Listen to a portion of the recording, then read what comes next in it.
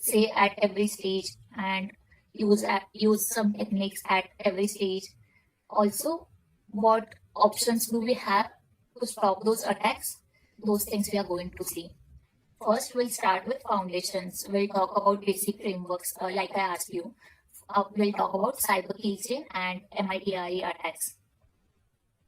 And the second part is threat intelligence. Here, we'll understand TTPs. We'll just walk through it like instead of me telling it now. And the third part is defense and detections. Like I said, we are also going to see how to stop those attacks. So by the end of this lecture, you should be able to know the 7 stages of cyber kill chain. You should be able to describe what MITRE attack is, what tactics and techniques are, and why they matter, and also the real detection systems, SIEM use cases, and EDR alerts, those things.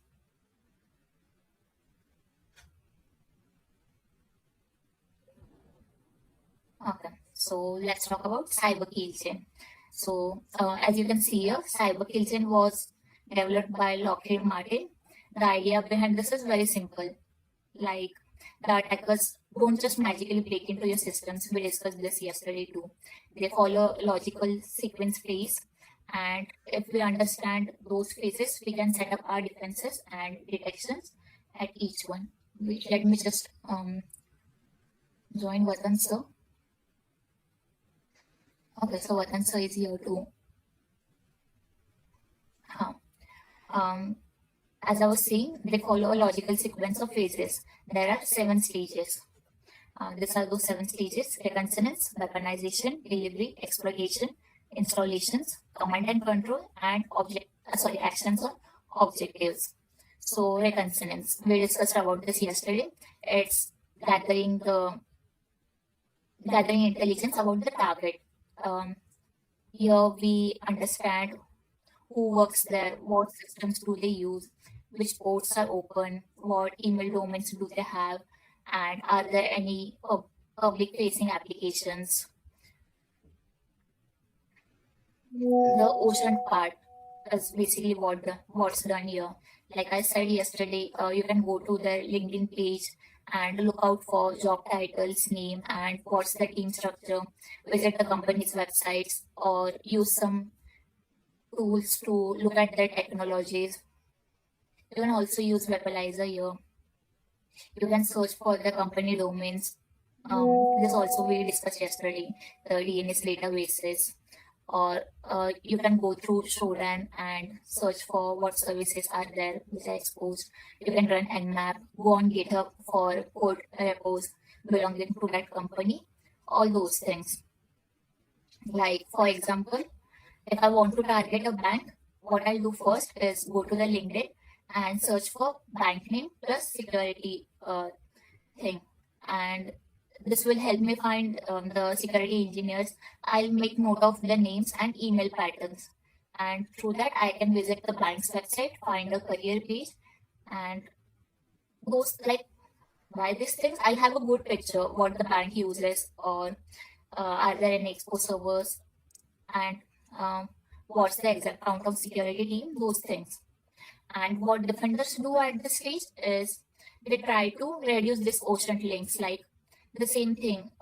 If there's something on GitHub, they'll try to make it private or remove it, or maybe go to Shodan and try to take down the information about the company, or also use IDS or firewall logs to detect Nmap scans, port scanning, and vulnerability scanners which are coming from outside. The traffic which is coming from outside. Okay, so the next stage is weaponization. Now here, the attacker has information about the target. So they'll create a weapon accordingly. Right. For example, they might write or download an exploit from a specific vulnerability, or they can create a malicious PDF or Word document with some embedded macros or some exploits. They'll package this malware based on the specific targeted user, and maybe create fake credentials or access cards if they are doing physical security. For example, Like you have found bank uses the older version of Apache, so you go to Google and search for known vulnerability, and the attacker will download this,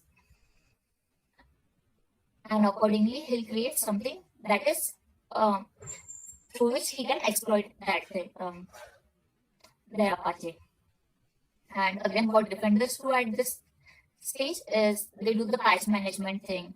They if they find this exploit before the attacker, this is a good thing because they can patch it soon and there's no vulnerability, so no exploits.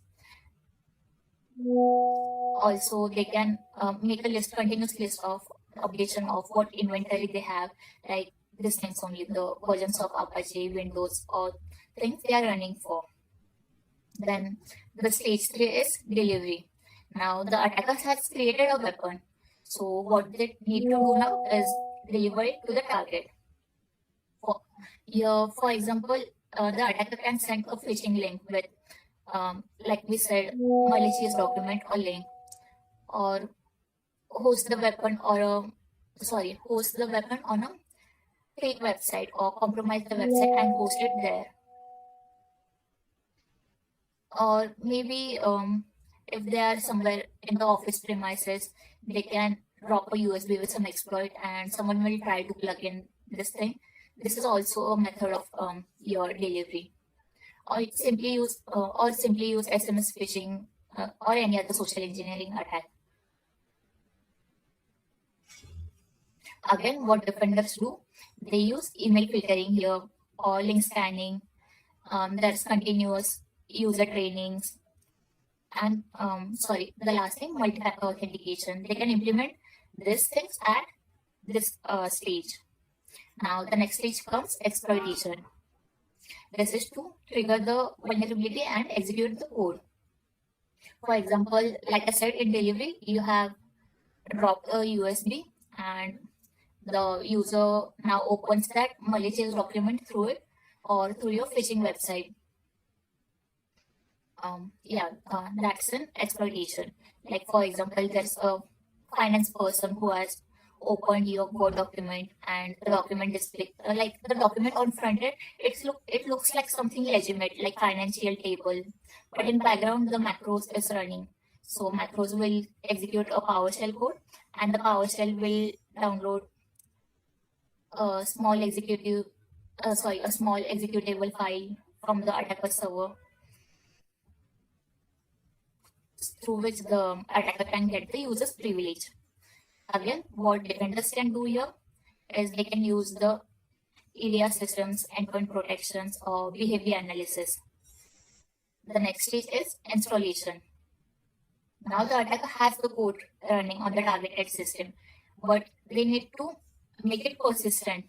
Like they need a persistent access. Like if the user is going to reboot the computer, they don't want to lose that access. So for that, it will add a malware to Windows startup folder. So every time the user starts his system, it will run on every boot. Excuse me. Or maybe install a backdoor, rootkit, WebShell, those things. Again, what defenders can do is they can monitor scheduled tasks. Like if there's something running with unusual names from temp folders, they can block those things, delete those things. Or there might be area visibility, which will show the process execution. So whenever so you can see if the scheduled task is actually running the malware or it's just a normal task, those things. The stage 6 is command and control, the C2 thing. Now, once the attacker has the persistent access, but they're not into the target computer directly, like maybe, like I said, the finance person has downloaded your file, but you need maybe someone else is your target here. So the malware on the malware on the target computer is connected somehow to a server which is controlled by the attacker, and the malware regularly checks in, like if there's any command for me, and when the attacker sends a command, it will download more files, try to learn passwords, or steal file, move laterally, those things. And when the malware sends the data back, the attacker can use this information.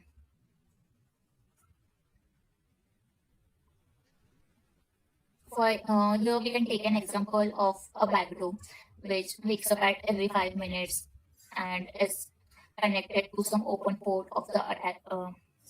And is connected to the port, so it will tell you like, maybe I'm alive. What should I do now? And the attacker will run this command like, who am I? So the backdoor will execute it and send the output back. So what defenders can do at this stage is network monitoring, DNS monitoring, set some firewall rules and SIEM alerts, as well as endpoint firewall. Now the last stage is actions on objectives. So finally, when the attacker achieve their goals, they need the persistent access to do what they actually wanted to do. Like, right, for now they just found some way through which they can reach to the final target. Now they have reached the final target, and their goal might be their data theft or financial fraud, maybe ransomware attack, or sabotage something like delete something or corrupt files, causing outage. Like I said, there might be lateral movement, or maybe privilege escalations, those things. Again, as an example, like I said, there's a finance person. There's some backdoor on a finance person's computer with user's credential. Now the attacker uses this credential to access the bank's internal file server, and there they can search for the customer databases. They can look for sensitive files, those things, and through that they can maybe they'll encrypt it and ask for ransom, like pay us $5 million or we release all this data and encrypt your systems, those things. And again, what vendors can do at this stage is, for example, if the ransomware encrypts file, you can see a process that it's creating encrypted files. So you can alert on time, or alert when a user suddenly becomes, a user is suddenly running an admin level command, or maybe use DLP, which stands for data loss prevention. This will block large of downloads of sensitive data, these things. So this is the beauty of cyber kill chain. This can be used by attackers too and by the defenders too. So we were at cyber kill chain. We have completed the cyber kill chain. Now let's talk about MITRE frameworks. Like, cyber kill chain gives you a timeline of how attacks progress, or the bigger picture of the steps, but it doesn't give you the details, like what exact techniques are the attackers using, or what commands do they use, what tools do they deploy. So that's where MITRE framework comes in. So MITRE attack is globally accessible knowledge. Like, it's a documentation which is based on real world, the tactics and techniques which are done on observation. Basically, you can call it as encyclopedia of attacks. It's built by collecting data from actual cyber attacks, malware analysis, security researchers, and threat intelligence. You can think of cyber kill chain as the story structure, and MITRE attack as a detailed dictionary of what actually happens in the story. So there are some numbers which I have written here. For 14 tactics. This includes the initial access, persistence, exfiltrations. There are 190 techniques like spell phishing or credential dumping, 400 plus sub techniques. And why does MITRE matter. So let's say like maybe you are an SOC, sorry, you are a SOC analyst and you see an alert, maybe suspicious process execution related. That's vague, like you don't know what actually suspicious process is. So when you map it to MIT RE, you can say maybe this was a command execution. You can search for it, and MIT RE attack will tell you about this technique and how other attackers have used it and how to detect it in a better way. So now you have the context, the history, and the actionable guideline which you can use. Or imagine you are a red teamer simulating an attack. So instead of making up fake techniques, you can go to MIT RE for real techniques and use them, which will help both you as well as the blue teaming for your exercising.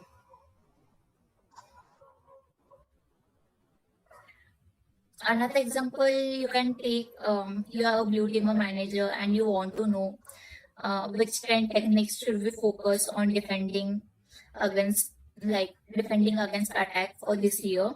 MIT RE can give you a priority based priority based answer on those things too, like techniques which are used by threat groups and which are targeting, for example, your organization is an educational organization. So, what are the threat groups targeting your industry? Techniques you can't currently detect, and also the techniques with highest impact. And this is a common language, so this will help you rather than having a vague answer. You have an exact answer of uh, for better understanding. So, like I said, I already told you how CyberKillJit and MIT RE attacks work together.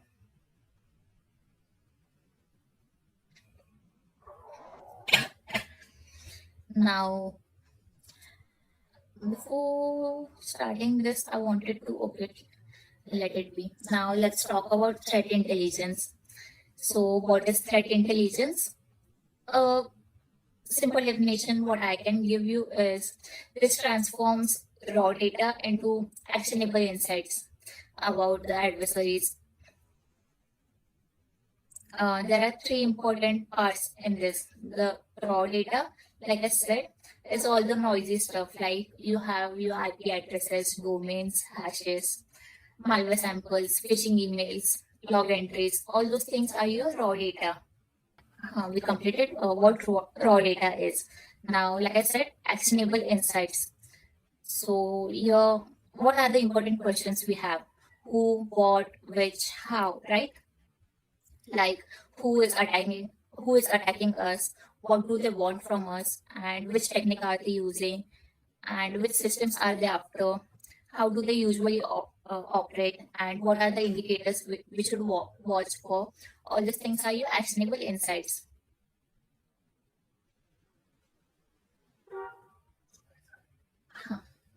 And it's mentioned here, proactive defense strategies.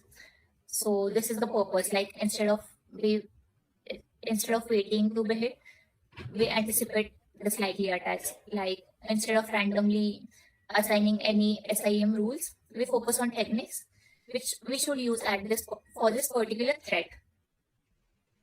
Okay, so now let's understand what TTPs are. TTPs stand for tactics, techniques, and procedures. Why, what, and how. So example of tactics: initial access, like getting into the network, or execution, like running the malware code, privilege escalation, credentials access, like stealing usernames and passwords, or discovery maybe like learning about the host, domains, and users. There are actually a number of examples, but I'm telling you some of the examples.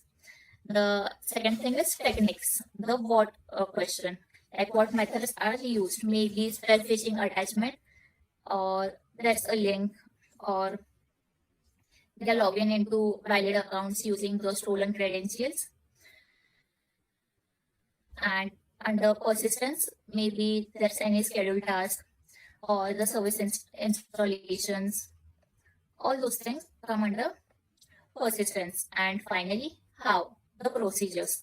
So procedure, like the word itself tells us, this is a step-by-step implementation used by a specific threat.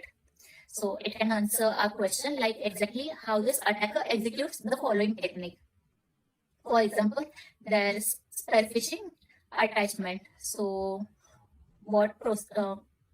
there might be different procedures, like attacker sends a Word document with a malicious macro pretending to be an HR, or procedure B might be there's a PDF saying pretending to be a bank statement. All those, like, there are again different scenarios, but these are the same. Some of the tools which I can tell you. So, like I said, tactic is the initial access. For example, tactic is the initial access thing. Technique is the spear phishing attachment, and procedure is how they are going to implement this. Threat intelligence can also report a procedure in detail, like for example, at 10 a.m. the attacker sent an email from this address to this worker, and there was an attachment named this abc.pdf something, and the PDF content embedded JavaScript, which was the CV, which is used to create a backdoor. So this is a procedure description. Now there are some examples for it, but let's not. Okay, we can talk about Cozypair if I have added it here. So APT29, this is a sophisticated thread group which is associated with every state sponsored activity. They target governments or large enterprises basically. So breaking down the TTPs, the group tries to get the first foothold under tactics. Under techniques, they choose to send a malicious PDF. And again, in procedure, they send the PDF with embedded malicious macro to the targeted personal emails. Detection through the keychain. We discussed about this as we were discussing about the cyber keychain, but if you want, we can go through it again. Like here, there are 3 stages. There's early stage, mid stage, and late stage. So in the early stages, again comes the reconnaissance thing and delivering the payload. These both things come under early detection. And at this stage, a lot of activity is network facing, right? Like for example, nmap scanning. This comes under network facing things. So our main detection tools here are IDS, IPS, or email gateway network monitors. And what do you want to give any examples, like what can we detect in early stage? Anyone? Other than this nmap thing which I said.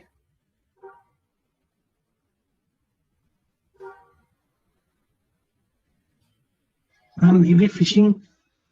Yeah, this can be, or maybe there's a repeated connection attempt to your any port.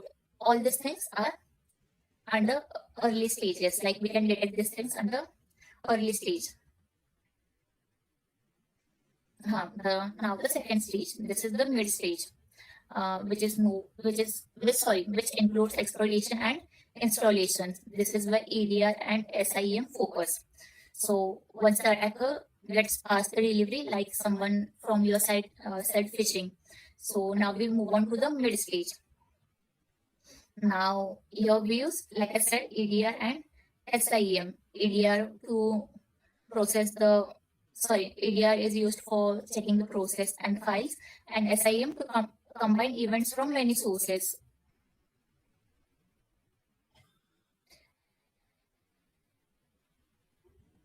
So in this mid stage, EDR is your star, like the most important thing. Like if you have a good endpoint visibility, you can catch the exploitation attempts before the attacker fully settles in, right?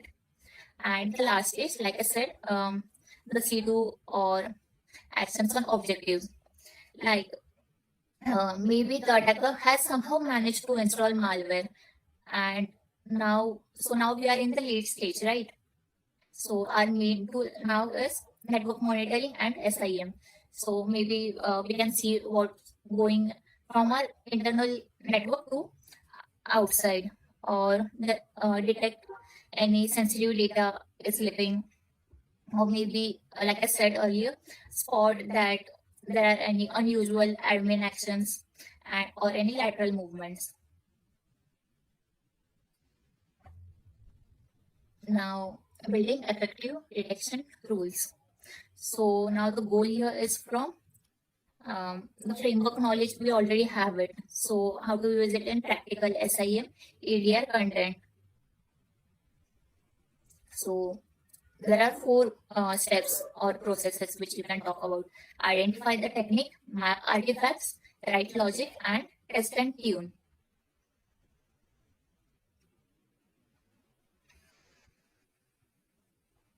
Now you know about identifying the techniques. So like the switching, command execution, those things are identifying the technique. And what's artifacts? So artifacts are things like file access or logs and events, the network connections, all those things come under artifacts.